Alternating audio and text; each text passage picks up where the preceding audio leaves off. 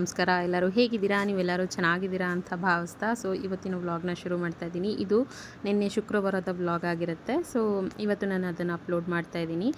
ಮೊದಲ ಆಷಾಢ ಶುಕ್ರವಾರ ಆಗಿರೋದ್ರಿಂದ ನಾನು ಪ್ರತಿ ವರ್ಷ ಆಷಾಢ ಶುಕ್ರವಾರದಲ್ಲಿ ಸ್ವಲ್ಪ ಬೇಗನೆ ಎದ್ದು ವಾರ ಎಲ್ಲ ಮಾಡ್ಕೊತೀನಿ. ಇಲ್ಲಾಂದರೆ ಒಂದು 9-10 ಗಂಟೆ ಮೇಲೆ ನಾವು ಪೂಜೆ ಮಾಡೋದು. ಆಷಾಢ ಶುಕ್ರವಾರದಲ್ಲಿ ಮಾತ್ರ ಒಂದು 6 ಗಂಟೆ ಒಳಗಡೆ ಎಲ್ಲ ಪೂಜೆ ಎಲ್ಲ ಮುಗಿಸ್ಕೊಂಡ್ಬಿಡ್ತೀನಿ. ಈಗ ಮೊದಲನೇ ಆಷಾಢ ಶುಕ್ರವಾರ ಆಗಿರೋದ್ರಿಂದ ನಾನು ವರ್ಷ ಉಪ್ಪಿನ ದೀಪನ ಹಚ್ತೀನಿ. ಐಶ್ವರ್ಯ ದೀಪನು ಅಂತಲೂ ಕೂಡ ಹೇಳ್ತಾರೆ ಅದಕ್ಕೆ. ಉಪ್ಪಿನ ದೀಪ ಹಚ್ಚಿದ್ಮೇಲೆ ನನ್ನ ಲೈಫಲ್ಲಿ ಸುಮಾರು ಬದಲಾವಣೆಗಳು ಆಗಿದೆ. ಅದಕ್ಕೋಸ್ಕರ ನಾನು ಅದನ್ನು ಬಿಡದೇನೆ ವರ್ಷಕ್ಕೆ ಆಷಾಢ ಮಾಸದಲ್ಲಿ ಮತ್ತು ವರಮಹಾಲಕ್ಷ್ಮಿ ಹಬ್ಬ ಮುಗಿಯೋವರೆಗೂ ಕೂಡ ನಾನು ಅದನ್ನು ದೀಪನ ಹಚ್ಕೊಳ್ತಾ ಬರ್ತಾಯಿದ್ದೀನಿ. ಈ ವರ್ಷವೂ ಕೂಡ ಇದು ಮೊದಲನೇ ಆಷಾಢ ಶುಕ್ರವಾರ ಆಗಿರೋದ್ರಿಂದ ಇವತ್ತು ಸ್ಟಾರ್ಟ್ ಮಾಡೋಣ ಅಂತ ಹೇಳಿಬಿಟ್ಟು ಬೆಳಗ್ಗೆನೇ ಎದ್ದು ಮನೆಯೆಲ್ಲ ಕ್ಲೀನ್ ಮಾಡಿಕೊಂಡು ಈಗ ಹೊರಗಡೆ ಹೊಸಲು ಎಲ್ಲ ಹೊರಿಸ್ಕೊಂಡು ಅದಕ್ಕೆ ರಂಗೋಲಿ ಮತ್ತು ಅರಿಶಿನ ಕುಂಕುಮ ಎಲ್ಲನೂ ಇಟ್ಕೊತಾ ಇದ್ದೀನಿ. ಈಗ ದೇವ್ರ ಮನೆಯೆಲ್ಲ ನಾನು ದೇವರು ಪೂಜೆ ಸಾಮಾನೆಲ್ಲ ನಾನು ಅಮಾವಾಸ್ಯೆ ದಿನವೇ ತೊಳ್ಕೊಂಡಿದ್ದೆ. ಹಂಗಾಗಿ ಇವಾಗ ದೇವ್ರ ಸಾಮಾನೆಲ್ಲ ನಾನೇನು ತೊಳೆದಿಲ್ಲ, ಮೊನ್ನೆ ಎಲ್ಲ ತೊಳೆದಿದ್ದೆ ಅಂತ ಹೇಳಿಬಿಟ್ಟು ಈಗ ನನಗೆ ಎಷ್ಟು ಪೂಜೆಗೆ ಬೇಕು ಅದನ್ನಷ್ಟೇ ನಾನು ವಾಶ್ ಮಾಡಿಕೊಂಡು ಈಗ ನಾನು ಉಪ್ಪಿನ ದೀಪಕ್ಕೆ ರೆಡಿ ಮಾಡ್ಕೊತಾ ಇದ್ದೀನಿ. ಉಪ್ಪಿನ ದೀಪಕ್ಕೆ 2 ಮಾಮೂಲಿ ದೀಪಗಳು ಬೇಕಾಗುತ್ತೆ. ಹಾಗೆ ಒಂದು ಪ್ಲೇಟ್ ಥರದ್ದು ಒಂದು ಮಣ್ಣಿಂದು ಪ್ಲೇಟ್ ಬರುತ್ತೆ. ಅದು ಗಂಧಿಗೆ ಅಂಗಡಿಯಲ್ಲಿ ಸಿಗುತ್ತೆ, ನೀವು ಹೋಗಿ ಕೇಳ್ಬೋದು. ಅಲ್ಲಿ ಇರುತ್ತೆ. ಈ ವರ್ಷ ನನಗೆ ಈ ಥರ ಮಣ್ಣಿನ ಒಂದು ಪ್ಲೇಟ್ ಸಿಕ್ತು. ಇದು ತುಂಬ ಚೆನ್ನಾಗಿದೆ ಮತ್ತು ಉಪ್ಪು ಹಾಕೋಕ್ಕೂ ಕೂಡ ಈಸಿ ಆಗುತ್ತೆ. ಈ ಥರ ಒಂದು ಪ್ಲೇಟ್ನ ತಂದು ಇದಕ್ಕೆ ಚೆನ್ನಾಗಿ ಅರಿಶಿನ ಹಚ್ಕೋಬೇಕು. ಅರಿಶಿನ ಬಂದು ಹಾಲು ಮತ್ತು ರೋಸ್ ವಾಟರ್ ಈ ಥರದ್ರಲ್ಲಿ ಹಚ್ಕೋಬೇಕು. ಹಾಲು ನಮ್ಮ ಮನೇಲಿ ತರೋದು ಮರ್ತುಬಿಟ್ಟಿದ್ದೆ. ಹಾಲು ತಂದಿರಲಿಲ್ಲ, ಹಾಗಾಗಿ ನಾನು ಇದನ್ನು ಸ್ವಲ್ಪ ರೋಸ್ ವಾಟರ್ ಹಾಕ್ಕೊಂಡು ಕಲಿಸ್ಕೊಂಡು ಅರಿಶಿನ ಎಲ್ಲ ಹಚ್ಕೊಂಡು ಅದಕ್ಕೆ ಅರಿಶಿನ ಕುಂಕುಮ ಎಲ್ಲದನ್ನು ಇಟ್ಕೊಂಡು ಈಗ ಹೊಸ ಉಪ್ಪಿನ ಪ್ಯಾಕೆಟ್ ತರಬೇಕು. ನೀವು ನಿಮ್ಮ ಸ್ವಂತ ದುಡ್ಡಲ್ಲಿ ಯಾವುದೇ ಥರ ಸಾಲ ಮಾಡಿ ತರಬಾರ್ದು. ಸ್ವಂತ ದುಡ್ಡಲ್ಲಿ ನೀವು ಅಂದರೆ ನಿಮ್ಮ ಸಂಬಳ ಏನಿರುತ್ತೆ, ಸಂಬಳ ಬಂದಿರುವಂಥ ದುಡ್ಡಲ್ಲಿ ಫಸ್ಟು ನೀವು ಈ ಉಪ್ಪನ್ನ ತರಬೇಕಾಗತ್ತೆ. ಈಗಲೇ ಅಂತಲ್ಲ, ನೀವು ಯಾವಾಗಲೇ ಪ್ರತಿ ತಿಂಗಳು ಆದ್ರೂ ಅಷ್ಟೇ, ಪ್ರತಿ ತಿಂಗಳು ನಿಮಗೆ ಸಂಬಳ ಆಗುತ್ತಲ್ವ, ಆವಾಗ ನೀವೊಂದು ಫಸ್ಟು ಉಪ್ಪಿನ ಪ್ಯಾಕೆಟ್ನ ತಂದು ಮನೆಗಿಡಿ. ಅದು ನಿಮಗೆ ತುಂಬ ಒಳ್ಳೆಯದಾಗುತ್ತೆ. ಈಗ ನಾನು ಅದ್ರ ತುಂಬ ಉಪ್ಪನ್ನು ಹಾಕ್ಕೊಂಡು ನಮ್ಮ ಇಷ್ಟಾರ್ಥಗಳೇನಿದೆ ಅದನ್ನೆಲ್ಲ ಕೇಳಿಕೊಂಡು ಉಪ್ಪನ್ನು ಹಾಕ್ಕೋಬೇಕಾಗತ್ತೆ. ಹಾಕ್ಕೊಂಡು ಅದ್ರ ಕೆಳಗಡೆ ನಾನು ಒಂದು ಬೇರೆ ಪ್ಲೇಟನ್ನು ಇಡ್ತಾಯಿದ್ದೀನಿ, ತಾಮ್ರದ ಪ್ಲೇಟು. ಹಾಗೆ ಇಡಬಾರ್ದು, ಕೆಳಗಡೆ ರಂಗೋಲಿ ಹಾಕ್ಬಿಟ್ಟು ಇಡಬೇಕು. ಇಲ್ಲಿ ರಂಗೋಲಿ ಹಾಕೋಕ್ಕೆ ಕಾಣಿಸೋದಿಲ್ಲ ನನಗೆ. ಇಲ್ಲಿ ಟೈಲ್ಸು ಕೂಡ ವೈಟ್ ಕಲರ್ ಇರೋದ್ರಿಂದ ಕಲರು ಇದನ್ನು ಕೂಡ ಹಾಕೋಕ್ಕಾಗಲ್ಲ ಮತ್ತು ಅರಿಶಿನ ಹಚ್ಚೋಕ್ಕೂ ಆಗಲ್ಲ. ಏಕೆಂದರೆ ನಾವು ಬಾಡಿಗೆ ಮನೇಲಿರೋದ್ರಿಂದ ಈ ಥರ ಸಣ್ಣ ಪುಟ್ಟ ಪ್ರಾಬ್ಲಮ್ಸ್ಗಳೆಲ್ಲ ಇರುತ್ತೆ. ಹಾಗಾಗಿ ನಾನು ರಂಗೋಲಿಯನ್ನು ಹಾಕಿಲ್ಲ. ಕೆಳಗಡೆ ಒಂದು ತಾಮ್ರದ ತಟ್ಟೆ ಇಟ್ಟಿದ್ದೀನಿ. ಇಟ್ಕೊಂಡು ಇವಾಗ ರೆಡಿ ಮಾಡಿರುವಂಥ ಉಪ್ಪಿನ ದೀಪ ಏನಿದೆ ಅದನ್ನು ಕೂಡ ಇಟ್ಕೊಂಡು ಅದಕ್ಕೆ ನಾನಿವತ್ತು ಮೊದಲನೇ ಆಷಾಢ ಶುಕ್ರವಾರ ಆಗಿರೋದ್ರಿಂದ ತುಪ್ಪದಿಂದ ದೀಪನ ಹಚ್ತಾ ಇದ್ದೀನಿ. ನಿಮಗೆ ತುಪ್ಪ ಹಾಕುವಷ್ಟು ಶಕ್ತಿ ಇದೆ ಅನ್ನೋದಾದರೆ ಖಂಡಿತ ತುಪ್ಪ ಹಾಕಿ ಹಚ್ಬೋದು. ಇಲ್ಲಾಂದರೆ ನೀವು ಮಾಮೂಲಿ ಎಣ್ಣೆಯಲ್ಲೂ ಕೂಡ ಹಚ್ಬೋದು. ಏನು ತೊಂದರೆ ಆಗಲ್ಲ, ತುಪ್ಪದಲ್ಲೇ ಹಚ್ಚಬೇಕು ಅಂತ ಏನೂ ಇಲ್ಲ. ನಿಮ್ಮ ಕೈಲಿ ಯಾವುದು ಸಾಧ್ಯನೋ ಆ ಒಂದು ಎಣ್ಣೆ ಹಾಕ್ಕೊಂಡು ಹಚ್ಕೋಬೋದು. ನೀವು ದೀಪದ ಎಣ್ಣೆ ಹಾಕಿ ಹಚ್ತೀನಿ ಅಂದರೂ ಕೂಡ ಹಚ್ಬೋದು, ಏನೂ ತೊಂದರೆ ಇಲ್ಲ. ಇದೇ ದೀಪ ಇದೇ ತುಪ್ಪ ಹಾಕಬೇಕು, ಇದೇ ಎಣ್ಣೆ ಹಾಕಬೇಕು ಅನ್ನೋದೆಲ್ಲ ಏನೂ ಇಲ್ಲ. ನಾನಿವತ್ತು ಮೊದಲನೇ ವಾರ ಆಗಿರೋದ್ರಿಂದ ತುಪ್ಪ ಹಾಕಿ ಹಚ್ಚೋಣ ಅಂದ್ಬಿಟ್ಟು ಹಚ್ತಾ ಇದ್ದೀನಿ. ಈಗ ಪೂಜೆ ಕೂಡ ಸ್ಟಾರ್ಟ್ ಮಾಡಿಕೊಂಡೆ, ಎಲ್ಲ ಹೂವೆಲ್ಲ ಮುಡಿಸಿ ಪೂಜೆ ಕೂಡ ಸ್ಟಾರ್ಟ್ ಮಾಡಿಕೊಂಡೆ. ಈ ಒಂದು ಟೈಮಲ್ಲಿ ನಿಮ್ಮ ಇಷ್ಟಾರ್ಥಗಳೇನಿದೆ ಅದನ್ನೆಲ್ಲ ಕೇಳಿಕೊಂಡು ನಿಮ್ಮ ಬೇಡಿಕೆಗಳು, ನಿಮ್ಮ ಕೋರಿಕೆಗಳು ಏನೆಲ್ಲ ಇದೆ ಅದನ್ನು ಕೇಳಿಕೊಂಡು ನೀವು ತಾಯಿ ಲಕ್ಷ್ಮೀ ದೇವಿನ ಭಕ್ತಿಯಿಂದ ಆರಾಧಿಸಬೇಕು. ನಾವು ಆಷಾಢ ಮಾಸದಲ್ಲಿ ಈ ಪೂಜೆನ ಮಾಡೋದ್ರಿಂದ ನಮ್ಮ ಜೀವನದಲ್ಲಿ ಕೆಲವೊಂದು ಬದಲಾವಣೆಗಳು ಆಗೋಕ್ಕೆ ಶುರುವಾಗುತ್ತೆ. ಇದು ನನ್ನ ಪರ್ಸ್ನಲ್ ಎಕ್ಸ್ಪೀರಿಯನ್ಸ್. ಈ ಒಂದು ಪೂಜೆನ ನಾನು 4 ವರ್ಷದಿಂದ ಪೂಜೆನ ಮಾಡ್ಕೊಂಡು ಬರ್ತಾಯಿದ್ದೀನಿ. ನನ್ನ ಲೈಫಲ್ಲಿ ನನಗೆ ನಮ್ಮ ಲೈಫ್ಗೆ ಆದಂತಹ ಒಂದು ಬದಲಾವಣೆಗಳು ತುಂಬ ಚೆನ್ನಾಗಿ ಆಗಿದೆ. ಹಾಗಾಗಿ ನಾನು ಪ್ರತಿ ವರ್ಷ ಆಷಾಢ ಮಾಸದಲ್ಲಿ ತಪ್ಪದೇ ಉಪ್ಪಿನ ದೀಪನ ಹಚ್ಕೊಳ್ತಾ ಬಂದಿದ್ದೀನಿ. ಕೆಲವರು ಹೇಳ್ತಾರೆ ಉಪ್ಪಿನ ದೀಪ ಹಚ್ಚಬಾರ್ದು, ಲಕ್ಷ್ಮಿಗೆ ಅದೆಲ್ಲ ಒಳ್ಳೆಯದಲ್ಲ ಅಂತ. ಬಟ್ ಅದೆಲ್ಲ ನನಗೆ ಗೊತ್ತಿಲ್ಲ. ಬಟ್ ನನ್ನ ಲೈಫಲ್ಲಿ ತುಂಬಾ ಚೆನ್ನಾಗಿ ಬಂದಿದೆ. ಬಂದಿದೆ. ಉಪ್ಪಿನ ದೀಪ ಹಚ್ಚೋದ್ರಿಂದ ನಮಗೆ ಎಲ್ಲದೂ ಒಳ್ಳೆಯದೇ ಆಗಿದೆ. ಎಲ್ಲೂ ಕೂಡ ನಮಗೆ ಯಾವುದೇ ಥರ ಪ್ರಾಬ್ಲಮ್ ಆಗಿಲ್ಲ. ಹಂಗಾಗಿ ನಾನು ಇದನ್ನು ಕಂಟಿನ್ಯೂ ಮಾಡ್ಕೊಂಡು ಬರ್ತಾಯಿದ್ದೀನಿ. 4 ವರ್ಷ ಆಯಿತು, ಇದು 4ನೇ ವರ್ಷ ನಾನು ಉಪ್ಪಿನ ದೀಪನ ಹಚ್ತಾ ಇರೋದು. ಈ ಪೂಜೆನ ನೀವು ಬ್ರಾಹ್ಮಿ ಮುಹೂರ್ತದಲ್ಲಿ ಮಾಡಬೇಕಾಗತ್ತೆ. ಸೂರ್ಯೋದಯಕ್ಕೂ ಮುಂಚೆನೇ ನೀವು ದೀಪನ ಹಚ್ಕೊಂಡು ಪೂಜೆನ ಮಾಡ್ಕೋಬೇಕಾಗತ್ತೆ. ಸೊ ಈಗ ನಾನು ಲಕ್ಷ್ಮೀ ಫೋಟೋ ಸ್ವಲ್ಪ ಹಿಂದೆ ಇತ್ತು, ಹಂಗಾಗಿ ಅಲ್ಲೊಂದು ಪುಟಾಣಿ ಫೋಟೋ ಇತ್ತು. ಅದು ಬಂದು ಗೋಲ್ಡನ್ ಟೆಂಪಲಿಂದ ತಂದಿದ್ದಂಥ ಒಂದು ಫೋಟೋ. ಸೊ ಅದನ್ನು ನಾನು ದೀಪದ ಮುಂದೆ ಇಡ್ತಾ ಇದ್ದೀನಿ. ಅದು ಕೂಡ ಮಹಾಲಕ್ಷ್ಮಿ ಫೋಟೋನೇ.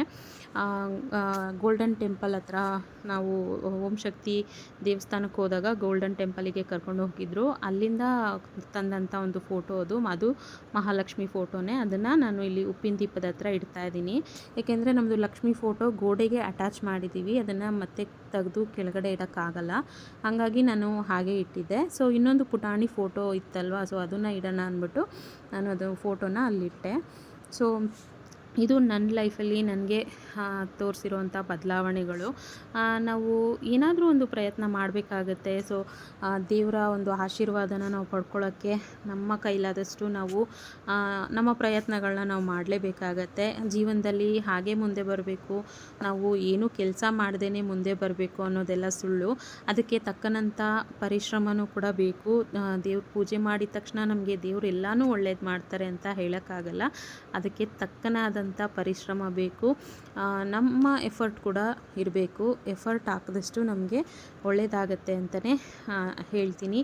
ನೀವು ಪೂಜೆ ಮಾಡೋಕ್ಕೆ ಹೇಳಿದ್ರಿ, ಸೊ ನಾವು ಪೂಜೆ ಮಾಡ್ದೋ ಏನೂ ಆಗಲಿಲ್ಲ ಅನ್ನೋದೆಲ್ಲ ಏನೂ ಇಲ್ಲ.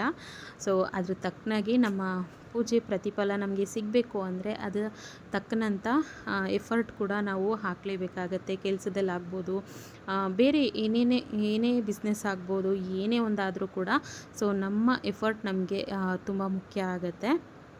ಸೊ ಎಫರ್ಟ್ ಹಾಕೋದ್ರಿಂದ ಏನೂ ತಪ್ಪಾಗಲ್ಲ. ನಮ್ಮ ಜೀವನ ಬದಲಾಗತ್ತೆ. ನಮ್ಮ ಜೀವನದಲ್ಲಿ ಕೆಲವೊಂದಷ್ಟು ವಿಷಯಗಳು ಬದಲಾಗ್ತಾ ಹೋಗುತ್ತೆ. ನಾವು ಇನ್ನೊಬ್ರಿಗೆ ಮಾದರಿಯಾಗಿ ನಿಂತ್ಕೊಳ್ತೀವಿ ಅನ್ನೋದು ನನ್ನ ಒಂದು ಭಾವನೆ. ಸೊ ಹಾಗೆ ಈಗ ಹೊರಗಡೆ ಎಲ್ಲ ಪೂಜೆ ಮಾಡಿದ್ದಾಯಿತು. ಹೊರಗಡೆ ತುಂಬ ಗಾಳಿ ಬೀಸ್ತಾಯಿತ್ತು, ಹಾಗಾಗಿ ನಾನು ಹೊರಗಡೆ ದೀಪ ಎಲ್ಲ ಏನೂ ಹಚ್ಚಲಿಲ್ಲ. ಬಾಗಿಲಿಗೆ ದೀಪ ಹಚ್ಚಬೇಕು ಅಂತ ಅಂದ್ಕೊಂಡಿದ್ದೆ, ಬಟ್ ದೀಪ ಎಲ್ಲ ಹಚ್ಚಲಿಲ್ಲ. ಹೊರಗಡೆ ತುಂಬ ಗಾಳಿ ಬೀಸ್ತಾಯಿತ್ತು, ಉರಿಯೋದು ಇಲ್ಲ. ತುಂಬ ಈ ಆಷಾಢ ಮಾಸದಲ್ಲಿ ತುಂಬ ಗಾಳಿ ಇರುತ್ತಲ್ವ, ದೀಪಗಳು ಉರಿಯೋದಿಲ್ಲ. ಹಂಗಾಗಿ ನಾನು ಹೊರಗಡೆ ದೀಪ ಏನೂ ಹಚ್ಚಲಿಲ್ಲ. ಹಾಗೆ ಲಾಸ್ಟಲ್ಲಿ ನಾವು ತುಪ್ಪದ ಆರತಿ ಮಾಡಬೇಕಾಗತ್ತೆ ಮಹಾಲಕ್ಷ್ಮೀ ದೇವಿಗೆ. ವರ್ಷಕ್ಕೊಂದ್ಸಲ ತುಪ್ಪದ ಆರತಿ ಮಾಡೋದ್ರಿಂದ ಯಾವುದೇ ಥರ ಪ್ರಾಬ್ಲಮ್ ಆಗಲ್ಲ. ಏಕೆಂದರೆ ಮಿಡಲ್ ಕ್ಲಾಸ್ ಫ್ಯಾಮಿಲಿಲಿ ಡೈಲಿ ತುಪ್ಪದ ಆರತಿ ಮಾಡಬೇಕು ಅನ್ನೋದು ಸ್ವಲ್ಪ ಕಷ್ಟ ಆಗಬಹುದು. ಆದರೆ ವರ್ಷಕ್ಕೊಂದ್ಸಲಿ ಮಾಡೋದ್ರಿಂದ ಏನೂ ತಪ್ಪಾಗಲ್ಲ. ತುಪ್ಪದ ದೀಪ ಹಚ್ಚೋದ್ರಿಂದ ಏನೂ ತಪ್ಪಾಗಲ್ಲ. ಎಲ್ಲದು ನಮಗೆ ಒಳ್ಳೆಯದೇ ಆಗುತ್ತೆ. ನಾನು ತುಪ್ಪದ ದೀಪನ ರೆಡಿ ಮಾಡಿ ಇಟ್ಕೊಂಡಿರ್ತೀನಿ. ಯಾಕಂದರೆ ನಾನು ಪ್ರತಿ ಶುಕ್ರವಾರ ನಾನು ನಿಂಬೆಹಣ್ಣಿನ ದೀಪ ಹಚ್ಚಕ್ಕೆ ಹೋಗ್ತೀನಲ್ಲ ದೇವಸ್ಥಾನಕ್ಕೆ, ಸೊ ಅದು ನನ್ನ ಹತ್ರ ರೆಡಿ ಇರುತ್ತೆ. ನನ್ನ ಬ್ಯಾಗಲ್ಲಿ ಬಾಕ್ಸಲ್ಲಿ ಯಾವಾಗಲೂ ತುಪ್ಪದ ದೀಪ ರೆಡಿಯಾಗಿ ಇಟ್ಕೊಂಡಿರ್ತೀನಿ. ಈಗೂ ಕೂಡ ನಾನು ಲಕ್ಷ್ಮೀ ದೇವಿಗೂ ಕೂಡ ತುಪ್ಪದ ಆರತಿನೇ ಮಾಡ್ತಾಯಿದ್ದೀನಿ. ಕರ್ಪೂರ ಏನೂ ಬಳಸ್ತಾ ಇಲ್ಲ ಇವತ್ತು. ಯಜಮಾನರು ಪೂಜೆ ಮಾಡುವಾಗ ಕರ್ಪೂರ ಹಾಕ್ಕೊಂಡು ಮಹಾಮಂಗಳಾರತಿನ ಮಾಡ್ತಾರೆ. ಇವತ್ತು ಮೊದಲನೇ ವಾರ. ಸೊ ಇವತ್ತು ಮೊದಲನೇ ವಾರದಲ್ಲಿ ನೀವು ನೈವೇದ್ಯಕ್ಕೆ ಏನು ಬೇಕಾದರೂ ಸ್ವೀಟ್ಸ್ನ ಮಾಡಿ ಇಡ್ಬೋದು. ಇಲ್ಲ ಅಂದರೆ ನಿಮ್ಮ ಕೈಲಿ ಸಾಧ್ಯ ಆಗಲಿಲ್ಲ ಅಂದರೆ ಎಲೆ ಅಡಿಕೆ ಬಾಳೆಹಣ್ಣನ್ನು ಇಟ್ಟು ನೀವು ದೇವರಿಗೆ ನೈವೇದ್ಯ ಮಾಡಿ ಪೂಜೆನ ಕಂಪ್ಲೀಟ್ ಮಾಡ್ಬೋದು. ಹಾಗೆ ನಿಮ್ಮ ಹತ್ರ ಏನು ಮಹಾಲಕ್ಷ್ಮಿ ಸ್ತೋತ್ರಂ ಬುಕ್ ಇರುತ್ತೆ, ಸೊ ಆ ಬುಕ್ಕನ್ನು ತೊಗೊಂಡು ನೀವು ಸ್ತೋತ್ರ ಕೂಡ ಓದಬೇಕಾಗತ್ತೆ. ಬಟ್ ಇಲ್ಲೇನೆಂದರೆ ಮಹಾಲಕ್ಷ್ಮಿ ಪೂಜೆಯಲ್ಲಿ ಸ್ತೋತ್ರ ಓದೋದು ತುಂಬಾ ಇಂಪಾರ್ಟೆಂಟ್. ಬಟ್ ಈ ವಿಡಿಯೋದಲ್ಲಿ ನಾನು ಸ್ತೋತ್ರ ಎಲ್ಲ ಏನೂ ಓದೋಕ್ಕೆ ಹೋಗಿಲ್ಲ. ಯಾಕಂದರೆ ನಾನು ಬುಕ್ ತೊಗೊಂಡಿದ್ದೆ, ಬಟ್ ಆ ಬುಕ್ ಎಲ್ಲಿದೆ ಅಂತ ನನಗೆ ಸಿಗ್ತಾ ಇಲ್ಲ, ಮಿಸ್ ಆಗಿದೆ. ಹಂಗಾಗಿ ನಾನು ಓದೋಕ್ಕಾಗಲಿಲ್ಲ. ಸೊ ದೇವಸ್ಥಾನಕ್ಕೆ ಹೋಗಿ ಫೋನಲ್ಲೇ ಸ್ವಲ್ಪ ಹೊತ್ತು ಸ್ತೋತ್ರನ ಓದ್ಬಿಟ್ಟು ಬರೋಣ ಅಂತ ಅಂದ್ಬಿಟ್ಟು ಹೋದೆ. ಅಷ್ಟರಲ್ಲಿ ಮಗನಿಗೆ ಸ್ಕೂಲ್ಗೂ ಕೂಡ ಟೈಮ್ ಆಗಿತ್ತು, ಅವನಿಗೆ ತಿಂಡಿ ಮಾಡಬೇಕಿತ್ತು ಅಂತ ಹೇಳ್ಬಿಟ್ಟು ನಾನು ಬೆಳಗ್ಗೆ ಸ್ತೋತ್ರ ಎಲ್ಲ ಓದೋಕ್ಕೆ ಹೋಗಿಲ್ಲ. ಮ ಒಂದು 10:30 11 ಗಂಟೆ ಮೇಲೆ ನಾನು ದೀಪ ಹಚ್ಚಕ್ಕೆ ಹೋಗ್ತೀನಲ್ಲ ದೇವಸ್ಥಾನಕ್ಕೆ, ಅಲ್ಲಿ ಹೋದಿದ್ರಾಯ್ತು ಅಂತ ಹೇಳ್ಬಿಟ್ಟು ಸುಮ್ಮನಾಗ್ಬಿಟ್ಟೆ. ಸೊ ಇವಾಗ ನಾನು ಆರತಿ ಕೂಡ, ತುಪ್ಪದ ಆರತಿ ಕೂಡ ಮಾಡ್ತಾಯಿದ್ದೀನಿ. ಸೊ ನೀವೆಲ್ಲ ಹೇಗೆ ಆಷಾಢ ಪೂಜೆ ಮಾಡಿದ್ರಿ ಅಂಥೇಳಿ ನನಗೆ ಕಮೆಂಟ್ ಮಾಡಿ ತಿಳಿಸಿ. ಸೊ ಹಾಗೆ ಈ ವಿಡಿಯೋ ನಿಮಗೇನಾದರೂ ಇಷ್ಟ ಆಯಿತು ಅಂದರೆ ದಯವಿಟ್ಟು ಲೈಕ್, ಶೇರ್, ಕಮೆಂಟ್ ಮಾಡೋದನ್ನು ಮರಿಬೇಡಿ. ಹಾಗೆ ಯಾರೆಲ್ಲ ಹೊಸದಾಗಿ ನನ್ನ ಚಾನಲ್ ನೋಡ್ತಾ ಇದ್ದೀರಾ ದಯವಿಟ್ಟು ಸಬ್ಸ್ಕ್ರೈಬ್ ಮಾಡಿಕೊಂಡು ವಿಡಿಯೋನ ನೋಡಿ ಅಂತ ಕೇಳ್ಕೊತೀನಿ. ಹಾಗೆ ಆಷಾಢ ಮಾಸ ಮುಗಿಯೋವರೆಗೂ ಪ್ರತಿ ಶುಕ್ರವಾರನೂ ಈ ಒಂದು ಪೂಜೆನ ನೀವು ಮಾಡಿಕೊಂಡ್ರೆ ಸೊ ನಿಮ್ಮ ಜೀವನದಲ್ಲಿ ಏನಾದರೂ ಒಂದು ಬದಲಾವಣೆ ಆಗುತ್ತೆ. ಸೊ ಅದು ನಿಮಗೆ ಗೊತ್ತೋ ಗೊತ್ತಿಲ್ಲದೇನೋ ಆ ಬದಲಾವಣೆನ ನಾವು ನೋಡ್ತೀವಿ ಕೂಡ. ಸೊ ಅದು ನಮಗೆ ಕೆಲವೊಂದು ರೀತಿಲಿ ಬಿಸ್ನೆಸ್ ರೀತಿಯಲ್ಲಾಗ್ಬೋದು, ಇಲ್ಲ ಹಣಕಾಸಿನ ವ್ಯವಹಾರದಲ್ಲಾಗ್ಬೋದು, ಇಲ್ಲ ಮಕ್ಕಳು ಭವಿಷ್ಯದಲ್ಲಾಗ್ಬೋದು, ಇಲ್ಲಾಂದರೆ ನಮ್ಮ ಗಂಡ ಹೆಂಡತಿ ವಿಷಯದಲ್ಲಾಗ್ಬೋದು, ಏನಾದರೂ ಒಂದು ಬದಲಾವಣೆಗಳು ಆಗ್ತಾ ಇರುತ್ತೆ. ಸೊ ನಾನು ಈ ವರ್ಷ ಒಂದು ಸಂಕಲ್ಪ ಮಾಡಿಕೊಂಡು ಈ ದೀಪನ ಹಚ್ತಾ ಇದ್ದೀನಿ. ಸೊ ನಾನು ಇಷ್ಟು ವರ್ಷ ಯಾವುದೇ ಥರ ಸಂಕಲ್ಪ ಮಾಡಿಕೊಂಡು ದೀಪನ ಹಚ್ತಾ ಇರಲಿಲ್ಲ. ಆದರೆ ನಾನು ಈ ವರ್ಷ ಸಂಕಲ್ಪ ಮಾಡ್ಕೊಂಡಿದ್ದೀನಿ. ಸೊ ಸಂಕಲ್ಪ ಮಾಡಿಕೊಂಡು ದೀಪನ ಹಚ್ತಾ ಇದ್ದೀನಿ. ಸೊ ಈ ನನ್ನ ಒಂದು ಬದಲಾವಣೆ ಯಾವ ರೀತಿ ಆಗುತ್ತೆ ಅಂಥೇಳಿ ಮುಂದಿನ ವೀಡಿಯೋಗಳಲ್ಲಿ ನಾನು ತಿಳಿಸ್ತೀನಿ. ಸೊ ಹಾಗೆ ಈಗ ಪೂಜೆಗಳೆಲ್ಲ ಆಯಿತು. ನಾನು ಮೊದಲೇ ಹೇಳ್ದಂಗೆ ನನಗೆ ಅದು ಬುಕ್ಕು ಸಿಗಲಿಲ್ಲ. ಸೊ ಬುಕ್ ಸಿಕ್ಕಿದರೆ ನಾನು ಸ್ತೋತ್ರ ಎಲ್ಲ ಓದ್ತಾ ಇದ್ದೆ. ಬಟ್ ಬುಕ್ ಸಿಗದೇ ಇರೋ ಕಾರಣ ನಾನು ಸ್ತೋತ್ರ ಎಲ್ಲ ಓದೋಕ್ಕಾಗಲಿಲ್ಲ. ಸರಿ, ಫೋನು ಕೂಡ ವೀಡಿಯೋ ಮಾಡ್ಕೊಳಕ್ಕೆ ಇಟ್ಟಿದ್ದೆ ಅಲ್ವಾ, ಸೊ ಫೋನಲ್ಲೂ ಕೂಡ ಓದೋಕ್ಕಾಗಲಿಲ್ಲ. ಸರಿ, ಸುಮ್ಮನಾಗ್ಬಿಟ್ಟೆ. ತಾಯಿ ಮಹಾಲಕ್ಷ್ಮೀ ದೇವಿನ ಕೇಳಿಕೊಂಡು ಸುಮ್ಮನಾಗ್ಬಿಟ್ಟೆ. ನಾನು ಈ 4 ವರ್ಷದಿಂದ ಯಾವ ಥರ ಪೂಜೆ ಮಾಡ್ಕೊಂಡು ಬರ್ತಾಯಿದ್ನೋ ಅದೇ ಥರ ಮಾಡ್ತೀನಿ. ಯಾವುದೇ ಥರ ಬದಲಾವಣೆ ನಾನು ಮಾಡ್ಕೊಳಕ್ಕೆ ಹೋಗಲ್ಲ ವರ್ಷದಿಂದ ವರ್ಷಕ್ಕೆ. ಯಾಕಂದರೆ ನನಗೆ ಯಾರೂ ಕೂಡ ಹೇಳಿಲ್ಲ, ಏನೂ ಇಲ್ಲ. ನನಗೆ ದೀಪನ ಹಚ್ಚಬೇಕು ಅಂತ ಅನ್ನಿಸ್ತು. ನನ್ನ ವೈಯಕ್ತಿಕ ಪರಿಸ್ಥಿತಿಗಳಿಂದ ನಾನು ಈ ದೀಪನ ಹಚ್ಚೋಕ್ಕೆ ಶುರು ಮಾಡಿದೆ. ಬಟ್ ಯಾರೂ ಏನು ಈ ಥರ ಮಾಡಿ ಅಂತಲೂ ಕೂಡ ನನಗೆ ಹೇಳ್ಕೊಡ್ಲಿಲ್ಲ. ಸೊ ನಾನು ಕೂಡ ಯೂಟ್ಯೂಬ್ ನೋಡಿಕೊಂಡೆ ಯಾವ್ಯಾವ ಥರ ಮಾಡಬೇಕು ಅಂತ ತಿಳ್ಕೊಂಡು ನನಗೆ ಯಾವ ರೀತಿ ಅನಿಸುತ್ತೋ, ನನ್ನ ಮನಸ್ಸಿಗೆ ಸಮಾಧಾನ ಆಗೋ ರೀತಿ ನಾನು ಈ ದೀಪನ ಹಚ್ಕೊತೀನಿ. ಆಡಂಬರದಿಂದ ಮಾಡಬೇಕು, ಹಂಗೆ ಮಾಡಬೇಕು, ಹಿಂಗೆ ಮಾಡಬೇಕು ಅದೆಲ್ಲ ಏನೂ ಇಲ್ಲ. ಸೊ ಲಕ್ಷ್ಮಿ ಹೇಗಿದ್ದರೂ ನಮಗೆ ಒಲಿಬೇಕು ಅಂದರೆ ಖಂಡಿತವಾಗ್ಲೂ ಒಲಿತಾರೆ. ಸೊ ಹೇಗಿದೆ ನಮ್ಮ ದೇವ್ರ ಮನೆ ಅಂಥೇಳಿ ನನಗೆ ಕಮೆಂಟ್ ಮಾಡಿ ತಿಳಿಸಿ. ಹಾಗೆ ಮತ್ತು ದೇವಸ್ಥಾನಕ್ಕೆ ಹೋದೆ. ದೇವಸ್ಥಾನದಲ್ಲೂ ಕೂಡ ಮಹಾಮಂಗಳಾರತಿ ಎಲ್ಲ ಆಗ್ತಾಯಿತ್ತು. ಸೊ ಹೋಗಿ ಅಲ್ಲಿ ನಾನು ಒಂದು 10:30 11 ಗಂಟೆಗೆ ಹೋಗ್ತೀನಿ ದೇವಸ್ಥಾನಕ್ಕೆ. ಸೊ ದೇವಸ್ಥಾನಕ್ಕೆ ಹೋಗ್ಬಿಟ್ಟು ಪೂಜೆ ಎಲ್ಲ ಮುಗಿಸ್ಕೊಂಡು ನಿಂಬೆಹಣ್ಣು ಆರತಿ ಎಲ್ಲ ಮುಗಿಸ್ಕೊಂಡು ಮತ್ತು ಮಹಾಮಂಗಳಾರತಿ ಟೈಮ್ಗೆ ಪೂಜೆನೂ ಕೂಡ ಆಗ್ತಾಯಿತ್ತು. ಅದನ್ನು ಸ್ವಲ್ಪ ವೀಡಿಯೋ ಮಾಡಿಕೊಂಡು ಮತ್ತು ಪ್ರಸಾದನೂ ಕೂಡ ಇವತ್ತು ಆಷಾಢ ಮಾಸದಲ್ಲಿ ಪ್ರಸಾದನೂ ಕೂಡ ಕೊಡ್ತಾಯಿದ್ರು. ಹಾಗೆ ಇವತ್ತು ತುಂಬ ಜನ ದೇವಸ್ಥಾನಗಳಲ್ಲಿ ಪ್ರತಿಯೊಂದು ದೇವಸ್ಥಾನದಲ್ಲೂ ಜನ ಅಂತೂ ತುಂಬ ರಶ್ ಇರ್ತಾರೆ ಇವತ್ತು ಆಷಾಢ ಮಾಸದಲ್ಲಿ. ಸೊ ಹಾಗೆ ಇಲ್ಲಿ ನಮ್ಮ ಕಾಳಿಕಾಂಬ ದೇವಸ್ಥಾನದಲ್ಲೂ ಕೂಡ ತುಂಬ ಜನ ಇದ್ದರು. ಸೊ ಹಾಗಾಗಿ ಪ್ರಸಾದನ ಕೂಡ ವ್ಯವಸ್ಥೆ ಮಾಡಿದರು. ಪ್ರಸಾದನೂ ಕೂಡ ಎಲ್ಲ ತಿಂದ್ಕೊಂಡು ಹಾಗೆ ಮಹಾಮಂಗಳಾರತಿ ಎಲ್ಲ ತೊಗೊಂಡು ಒಂಥರ ಹಬ್ಬದ ವಾತಾವರಣವೇ ಇತ್ತು ಈ ಒಂದು ಮೊದಲ ಆಷಾಢ ಶುಕ್ರವಾರ. ಸೊ ತುಂಬಾ ಚೆನ್ನಾಗಿತ್ತು. ಒಳ್ಳೆ ವೈಬ್ಸ್ ಕೊಡ್ತು, ಒಳ್ಳೆ ಪಾಸಿಟಿವ್ ವೈಬ್ಸ್ ಇತ್ತು ಆ ಫುಲ್ ಡೇ ಅಂತ ಹೇಳ್ಬೋದು. ಸೊ ನೋಡ್ಬೋದು ಎಷ್ಟು ಜನ ಇದ್ದಾರೆ ಅಂತ. ಎಲ್ಲ ಮಹಾಮಂಗಳಾರತಿ ಆದಮೇಲೆ ಸ್ವಲ್ಪ ಜನ ಹೊರಟೋದ್ರು. ಇನ್ನು ದೀಪ ಹಚ್ಚೋರು ಹಚ್ತಾ ಇದ್ದಾರೆ.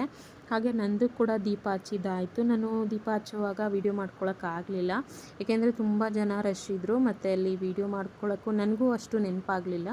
ಸೊ ಹಾಗೆ ಬೇರೆಯವರು ದೀಪ ಮಾಡಿ ಹಚ್ತಾ ಇರೋದನ್ನು ನಾನು ಹಾಗೆ ವೀಡಿಯೋ ಮಾಡಿಕೊಂಡೆ. ಸೊ ನಾನು ಆ ದೀಪ ಎಲ್ಲ ಹಚ್ಬಿಟ್ಟು ಮಹಾಮಂಗಳಾರತಿ ತೊಗೊಂಡು ಇವಾಗ ಲಾಸ್ಟಲ್ಲಿ ವೀಡಿಯೋನ ಮಾಡ್ಕೋತಾ ಇದ್ದೀನಿ. ನೋಡ್ಬೋದು ಪ್ರತಿಯೊಬ್ಬರು ಕೂಡ ಕೂಷ್ಮಾಂಡ ದೀಪ, ಹಾಗೆ ನಿಂಬೆಹಣ್ಣಿನ ದೀಪ, ಬೆಲ್ಲದ ದೀಪ ಮತ್ತು ಉಪ್ಪಿನ ದೀಪ ಎಲ್ಲನೂ ಕೂಡ ಹಚ್ತಾರೆ. ಹಾಗೆ ಅಲ್ಲಿ ಪ್ರಸಾದಕ್ಕೆ ಸಿಹಿ ಪೊಂಗಲ್ ಕೂಡ ಮಾಡಿಸಿದ್ರು. ಪ್ರಸಾದ ಎಲ್ಲ ತಿಂದ್ಕೊಂಡು ದೇವ್ರ ದರ್ಶನ ಮಾಡಿಕೊಂಡು ಮಹಾಮಂಗಳಾರತಿ ಎಲ್ಲ ತೊಗೊಂಡು ಆಶೀರ್ವಾದ ತೊಗೊಂಡು ಮನೆಗೆ ಬಂದೆ. ಸೊ ಇದಾಗಿತ್ತು ಸ್ನೇಹಿತರೆ ಈ ವಿಡಿಯೋ ಇಷ್ಟ ಆದರೆ ಪ್ಲೀಸ್ ಲೈಕ್, ಶೇರ್, ಕಮೆಂಟ್ ಮಾಡಿ, ಸಬ್ಸ್ಕ್ರೈಬ್ ಮಾಡಿ. ಬಾಯ್.